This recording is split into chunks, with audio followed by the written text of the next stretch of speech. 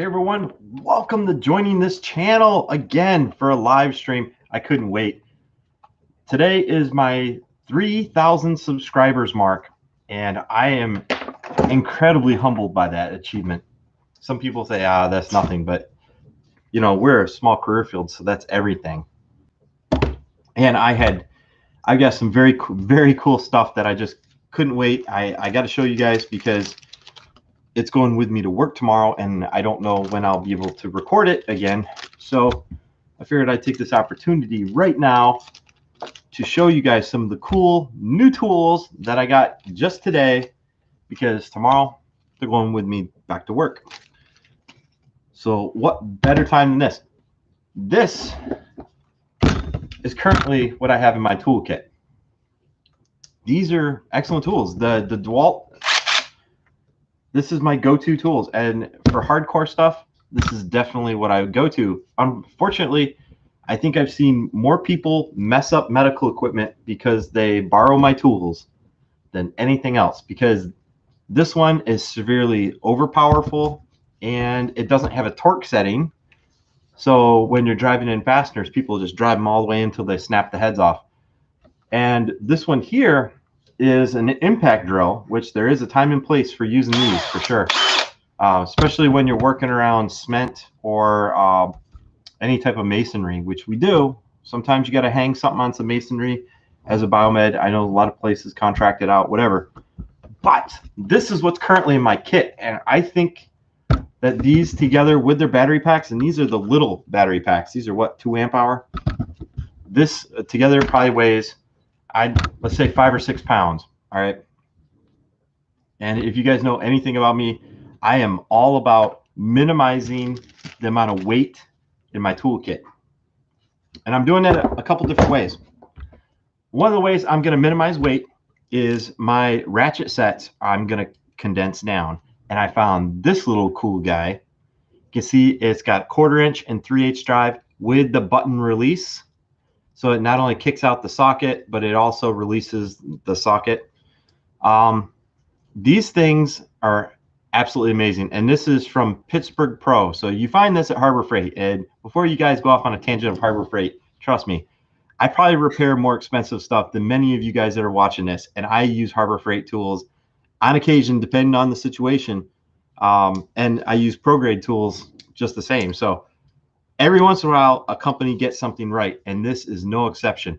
The fit and finish on this ratchet is perfect. It is absolutely perfect.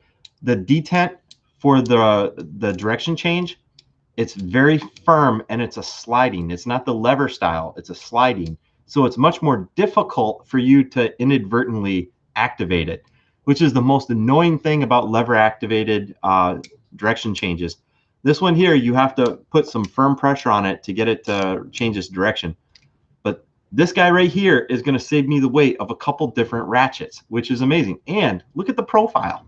The profile on this guy is really, really small. So low profile ratchet, two different output formats.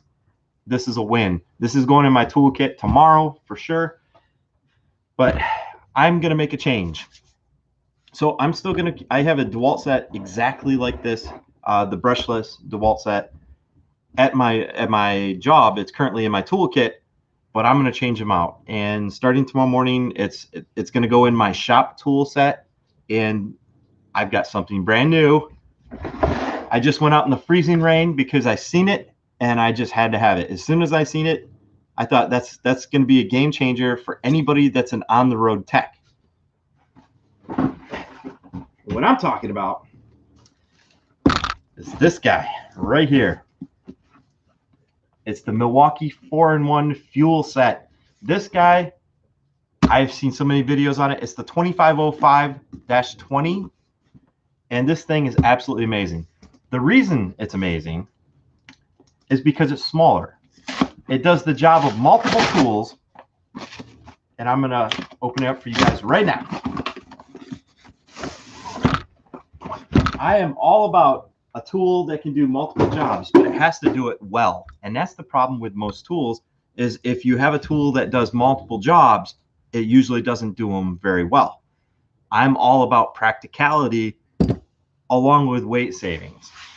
So this kit right here, it comes in a very nice case, but I'm probably going to remove it from its case because it's going to go into one of my my pack out kits.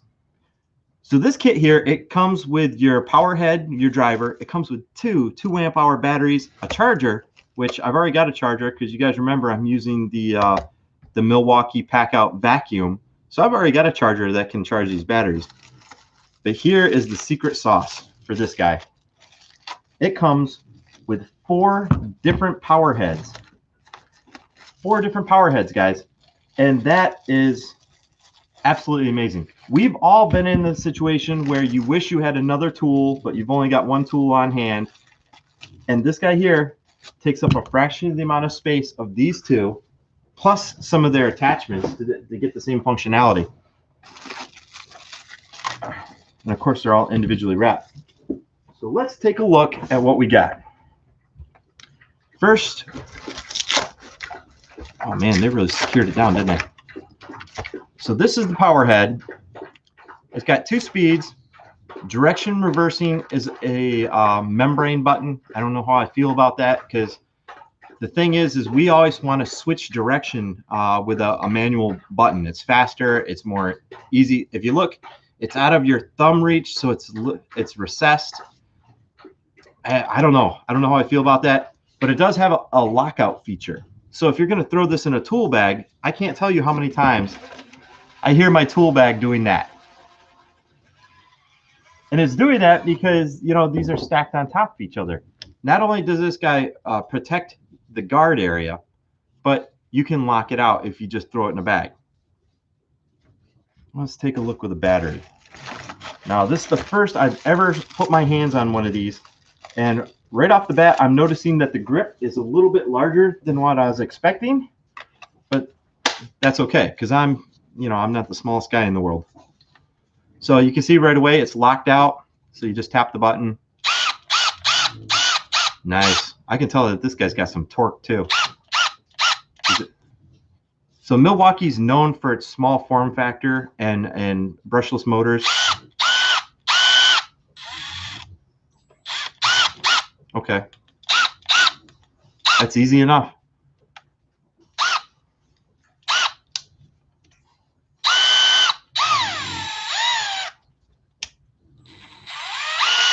So it still has a good range of motion. That's good. So this doesn't have the impact mechanism that you would expect.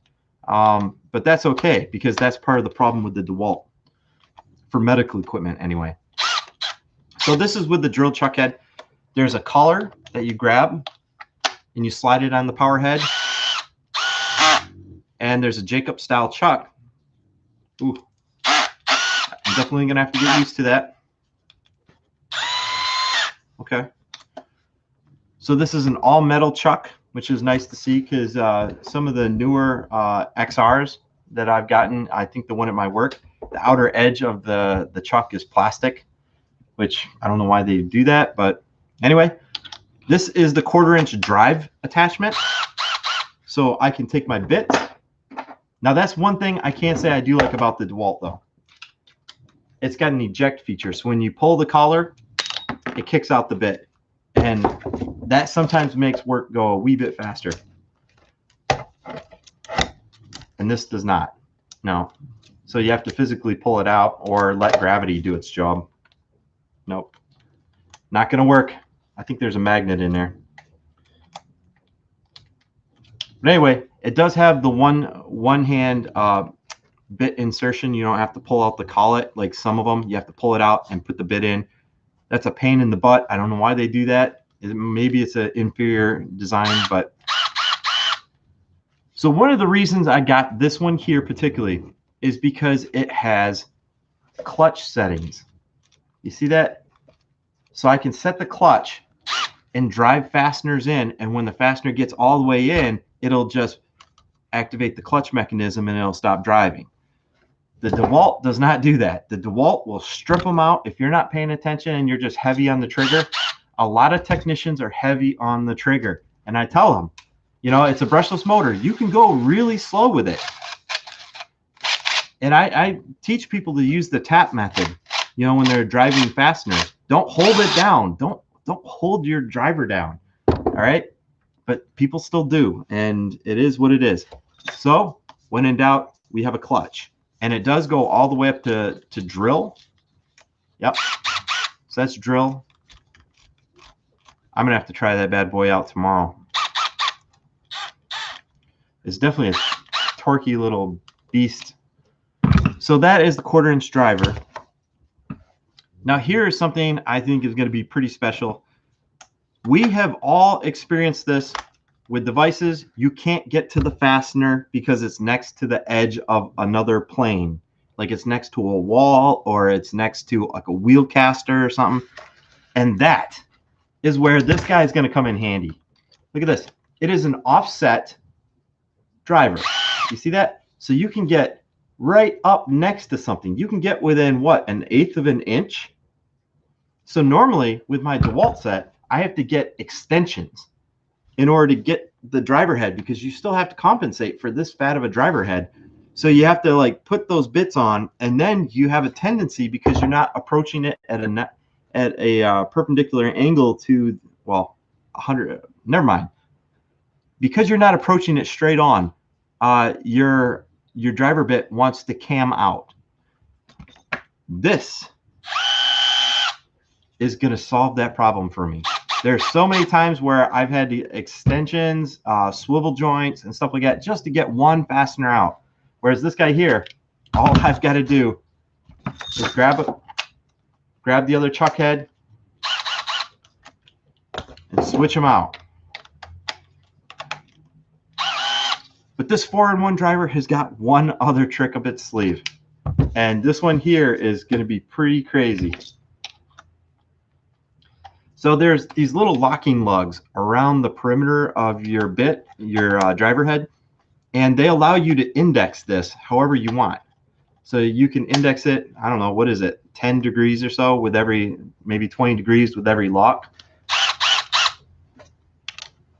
So if you have a fastener that's a real pain in the butt to get a hold of, you can index your driver to how you need to get it up in there. Let's say you have another component right here, like let's say a hydraulic ram or something. You need to get at a fastener on the back end.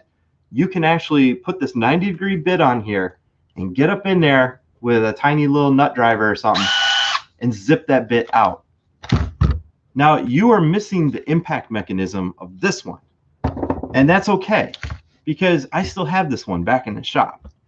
But this guy here, the weight of this, let's say with all these attachments on it, which is worst case scenario,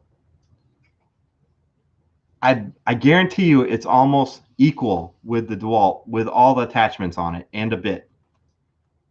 It's really close, man.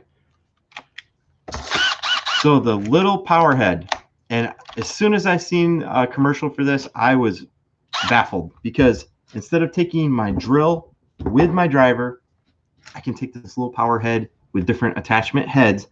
And of course, I've got my driver bits, and I've got a drill index, a drill bit index, and they're going to go with me. But here is another reason I'm switching over to this platform. Even if all this didn't apply to you, here is the reason. As a Biomed, I'm switching over to this platform right here.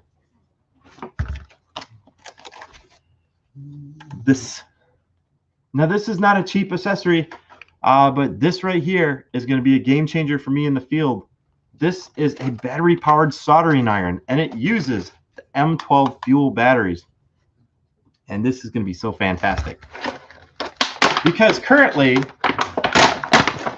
I have to go all the way back to my shop and get a small portable soldering iron, and it's such a pain in the butt. Whereas here, because I always take extra batteries with me in the field anyway. So when I take these, each of them has a battery. So if I'm using my impact driver a lot and the battery runs low, I'll just pop the one off my drill, pop it on this one, and keep going. I always have a spare battery. Well, this kit here is so small, so lightweight, I'm going to have 2 batteries because it comes with 2. And I can go ahead and put them on the soldering iron. Oh my gosh. This is going to be so cool. Okay, so it's got a flashing green LED that's telling me that it's heating up. Oh, I can already feel it's getting warm. So there are times in the field when we absolutely have to solder something.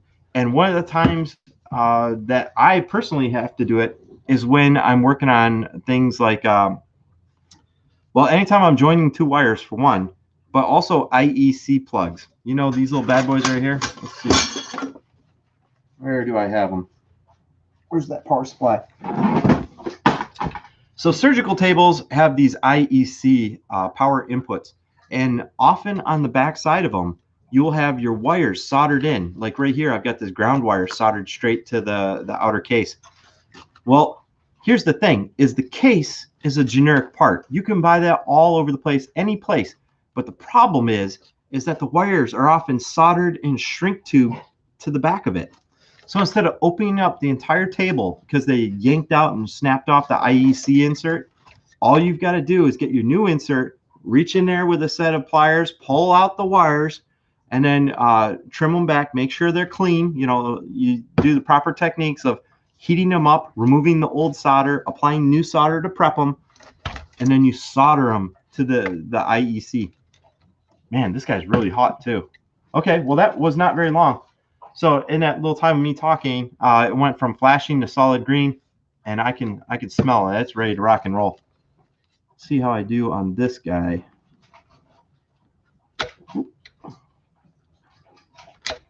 And this guy is, of course, going to take a little bit longer because it is the ground wire. So I would expect this to be the worst case scenario. Okay, I can see that it's compensating for the amount of heat sinking. Oh, that's my bad. Well, the solder's melted, but what they did is they wrapped the wire around a tiny little point. They wrapped the wire around a tiny little point, and then they soldered it, you know, after the twist. So that guy is not going to come back off. Oh, man. Let's take a look at some of these other points.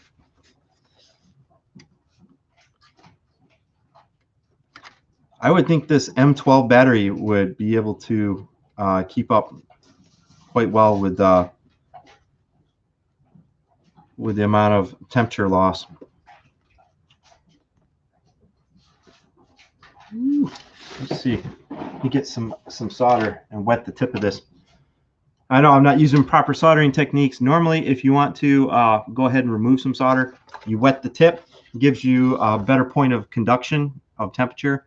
And then you apply that to the solder that's on the board, like I just did.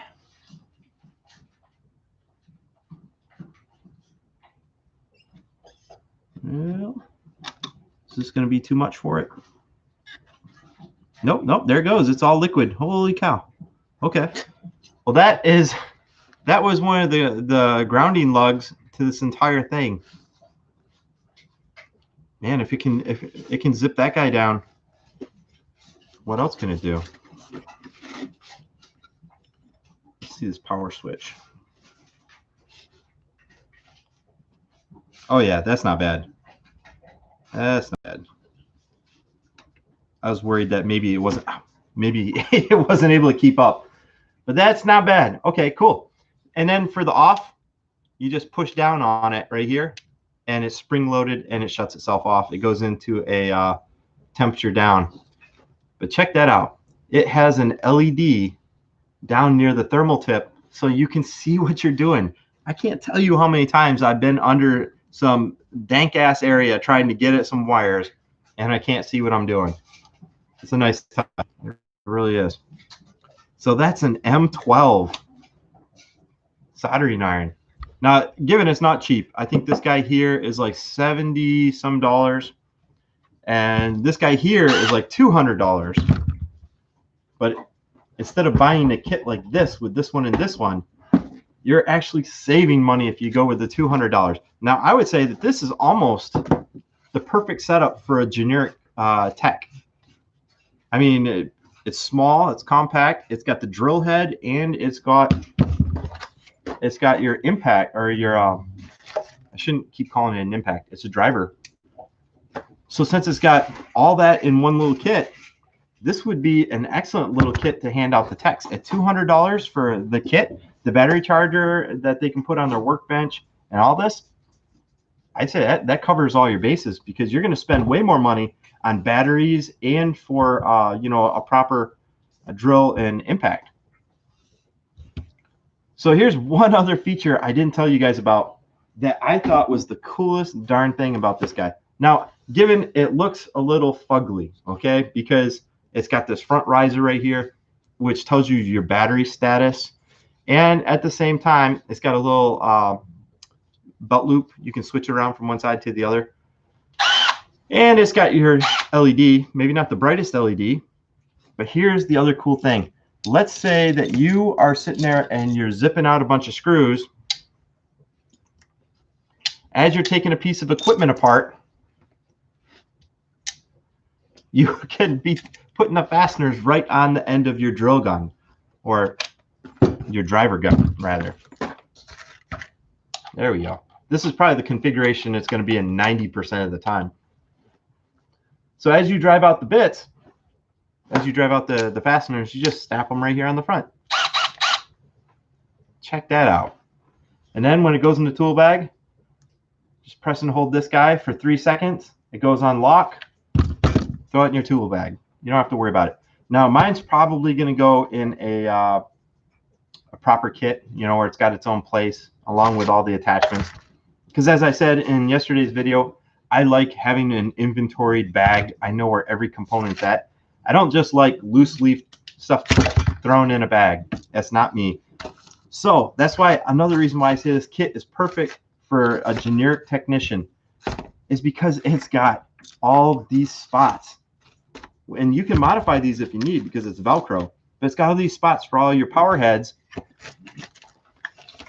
You got spots for your batteries, and you can slap your gun down, and you're good.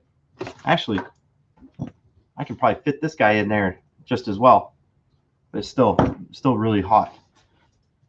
So guys, that is such a cool setup, man.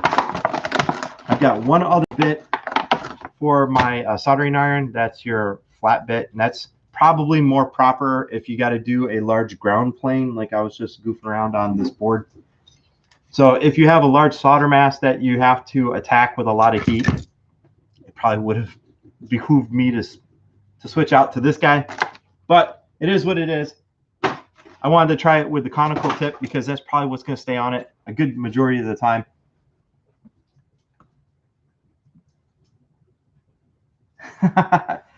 Oh my gosh, look, all the typical guys are back, man. You guys are awesome. I have just been carrying on here. I just came in from the rain. I'm actually soaked and it's freezing cold outside.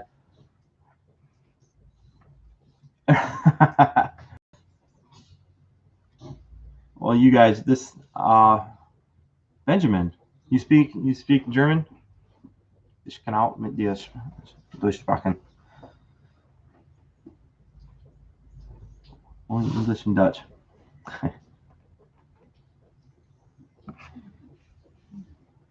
Okay, Rose says, I'm planning to take that technician program, rather expensive, but that's the easiest way for me to get entry-level job.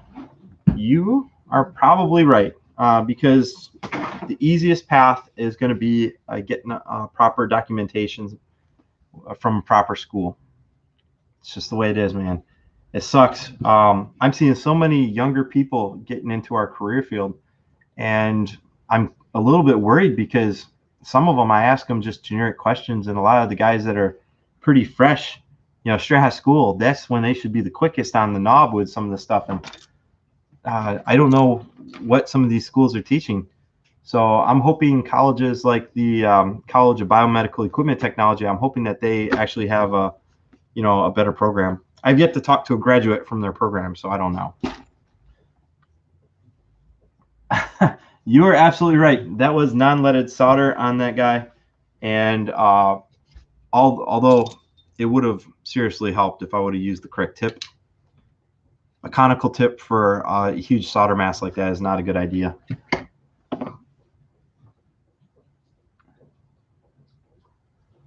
Bjorn, you are also correct on that one. You said that you've read that medical and military devices, they still use solder wire with lead. Let me tell you something. One of the things I can tell you is leaded solder is still out there, not necessarily medical devices, because a vast majority of medical devices come from Europe and they come from Asia. So they're going to be under strict guidance to use lead-free solder. Now, military applications, I can vouch for that leaded solder is still out there, and that is because it's more pliable. Leaded solder does not have the cracking and cold weld potential that lead-free solder does. So if you have large components that tend to vibrate or they expand and contract with temperatures, leaded solder just behaves more properly with inclement weather, with vast temperature changes than lead-free. You know, this is lead-free right here.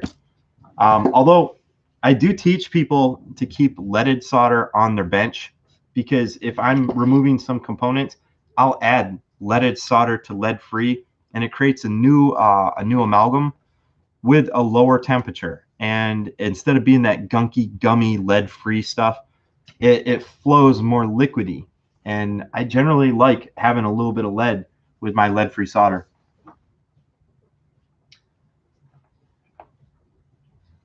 Any helpful websites you know help with the classes? I have to retake Elect 137 for the third time. Well, what's going on with your class? I think the problem is the classes have all been online since last winter, so I'm really struggling. Well, I'll tell you what, if there's anything particular, any aspect of your program that you would like some help on, please let us know.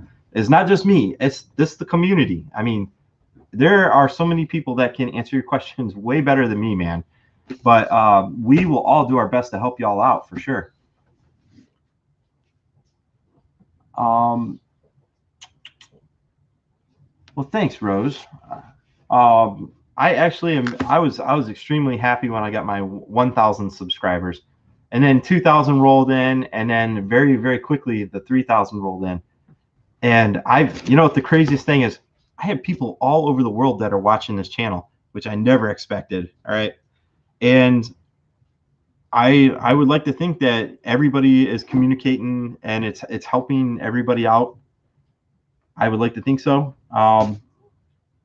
But you know, I think one of the best parts of this whole program has been that people are meeting other people, and to find out that we're all kind of in the same boat is the most amazing part of this whole experiment. Because you know, you think that you're at a hospital that sucks because like you have, you know, really high tempo, you can't get at your equipment, you can't find items. Man, let me tell you, we are all there. We are all shorthanded, we're short-staffed. There's not so many candidates that qualify for the position anymore. I mean, to find a really good technician is actually very tough. So, and then you have a lot of technicians that stay there forever and they just float, okay? Every hospital has this problem where you got the old timers that have been there 20, 30 years and they're just floating. And then every once in a while, like at the hospital I'm currently at, I've got at least one old timer. He's been there for 30 or so years. That dude is one of the hardest working dudes I have ever seen. All right. So you get a mix with some of the old timers, but yeah. Oh, let's see.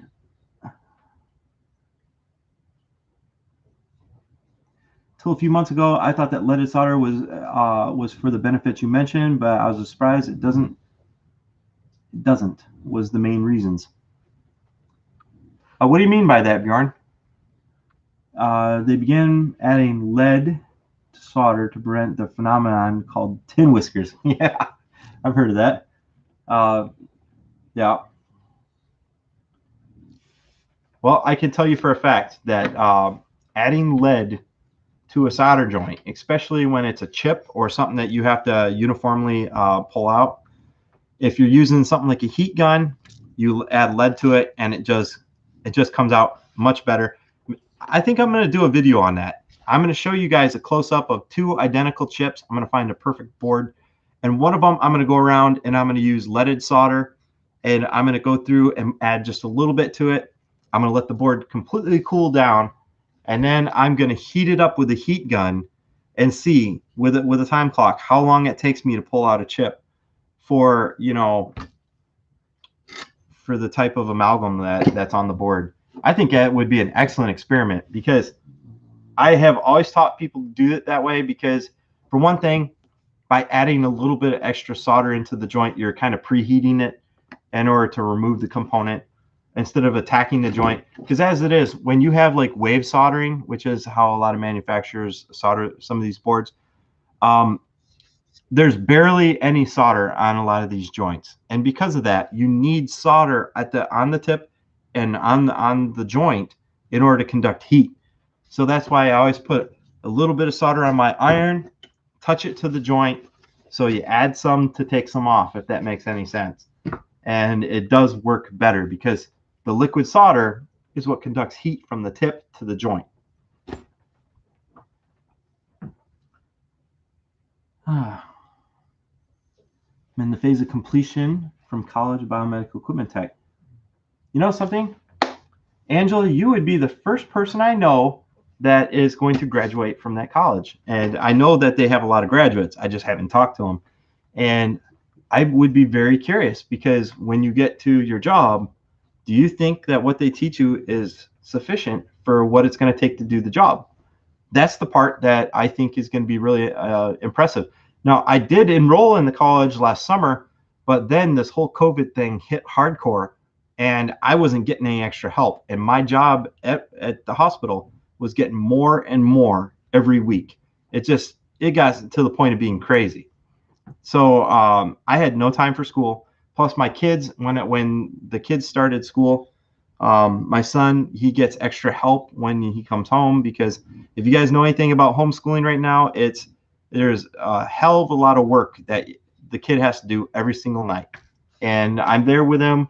We're working on this together. So it takes a lot of time, and I had no time for school, man. I would rather concentrate on his school than mine, because to be honest, for me, it's just an accessory. It's not something I have to do to be successful in this career field. I'm reasonably well off right now, so I don't need it. But at the same time, I still wanted to do it. It's my personal achievement. I still want to do it. I still want to graduate, and I still recommend that college to people. I can tell you, for the month or so that I was in, the classes were intense. There's no letting up from the moment you sign on to the get-go. You have a schedule, the syllabus, and it's just hit it. And that's why I couldn't justify committing that amount of time.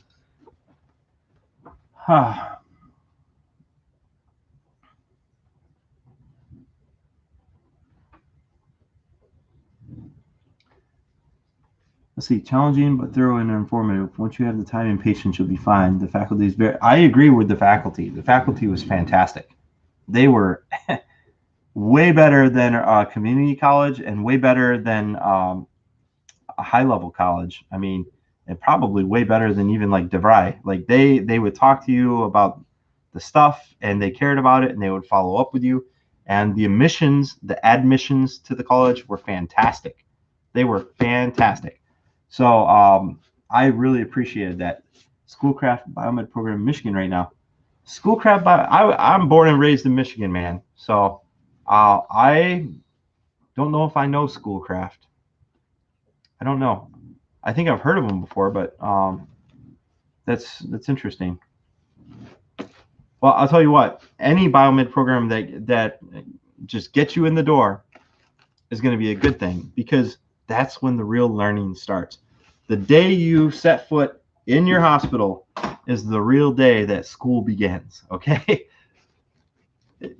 I wish I could tell you like the amount of stuff that we have to cover every single day in the hospital. Every single day I make a point of trying to learn something and trying to show other people what I've learned for the day. And I know I started out there for a while, a daily vlog, and I was going to do that every single day, show you guys what I learned, what I've been going through. But because of the stresses at work and because of some of the stuff that was going on, there's some stuff that I couldn't tell you guys because there was some really sketchy stuff going on. Okay. And with me talking about stuff every single day, I'm eventually going to tell you guys about what was going on, and I was going to put my job in jeopardy. So you can understand I had to kind of stop doing the daily vlogs because I'm the type of person that's going to vent about something that's really pissing me off. And especially if it's patient safety involved, I am just going to vent about it. I'm going to blow up. And I just didn't want to do that. I didn't want to do that to you guys. Some of you guys have already pointed out that like it seems like our career can be very stressful or that we're paranoid. And yes, you should treat the job like at any moment they're going to look over your work and maybe use it against you in a legal case. Of course. That's just part of working on anything in medical. Nurses have to worry about that. Doctors have to worry about that. I mean, hell, even the security guards at hospitals have to worry about that. So us as biomeds, I mean, we work on the stuff that keeps people alive. Of course, we got to worry about that. But I feel like I was starting to express a wee bit much negativity. And it's true, there was a lot of negative crap that was going on at the time. But I just didn't want this channel to be about that. So that's why I've been trying to change the format and keep stuff moving smoothly, guys. So anyway, that is my fancy little kit. And I'll tell you what, is this guy pulled down? Oh yeah, cool. All right. I wonder if that's attributed to the hollow. See how it's got hollow needles? I wonder if that's why it can cool down so much quicker. Anyway. Oh, everybody's going crazy. Everybody's going crazy. Everybody's getting political and everything's just freaking falling apart, guys. Let me tell you. I hope that y'all have a wonderful afternoon. Look at this. My soldering iron's going to go in there. It's my M12 kit. I dig it. Look at that. So excited. This guy's going to go with me to work tomorrow, and it's going to go in my pack out kit because it's going to make my job definitely a wee bit easier. Let's see.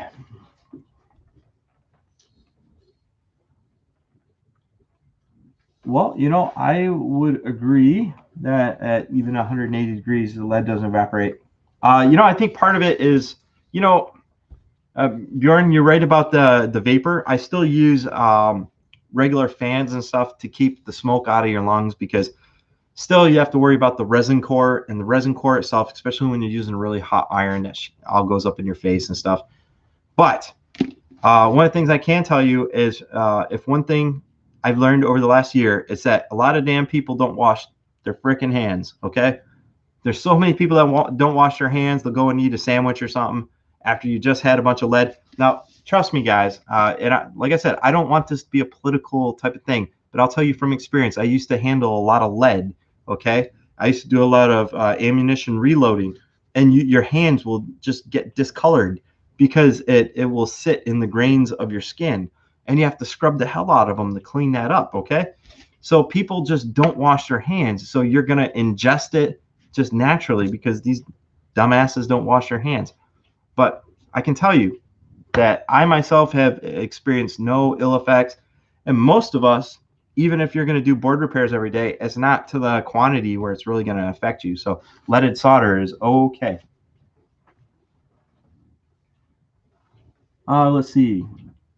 You are in the College of Biomedical Equipment in Texas. Well, excellent. That's really good. You know, I've been recommending that college to so many people because I realized that it was the real deal. And a lot of the people that are running the college are prior military. And they've told me about the program before I enlisted in the program. And they were very passionate about what they do, which is why I got involved in the first place. And I'll tell you what, man, as soon as I can, I'm going to get enrolled back into that because that's one of my personal goals that I have. And as I said in one of my other recent videos, is I set these goals all the time for myself, and they're achievable. And this one is too. All right. All right. Well, guys, oh my gosh, my phone's blowing up. Guys, I'm going to have to cut you all short tonight because I have to work tomorrow morning, and that sucks. I got to go cut my hair and stuff. I just wanted to show you these cool tools because it's probably never going to be this clean again. Even though I keep generally clean tools, there's a good chance it's never going to be as clean again. So right out of the box, there you have it, unboxing the Milwaukee M12 series. It's a drill. It's a driver. It's got an angle attachment. It's everything that you want for a generic kit. Teach people to use the clutch mechanism so they don't strip out screws. And I've got the soldering iron to boot. What else do you want, guys? Thank you for watching. Stay tuned, guys. I've been working on something for this weekend, and I will be posting another video in probably the next 2 to 3 days, and it's going to be a good one, okay? Bjorn, absolutely, you can contact me at abetterbiomed@gmail.com. Feel free, any of you guys, to write me there at any time. I read that email throughout the day, and I get people that write me from some of the most interesting places, and I had to look half of them up. I'm pretty good at geography, but I'll tell you what, man, some of these places are so obscure. There's islands out in the Pacific and stuff that people have written me from, and I love that. I absolutely love it. I love hearing about what it's like being a biomed where you're at, because it's different everywhere. You know, we deal with different electrical supplies, different medical suppliers, because some of you guys get a vast majority of your medical equipment from Asia. Some of you get it from Europe primarily. I love hearing about it, and I can tell you that listening to you guys have definitely changed my perspective on some things. So thanks for watching, guys. Write me at my email address, abetterbiomed@gmail.com, and I will answer you back whenever I can, all right? Thanks for watching, guys.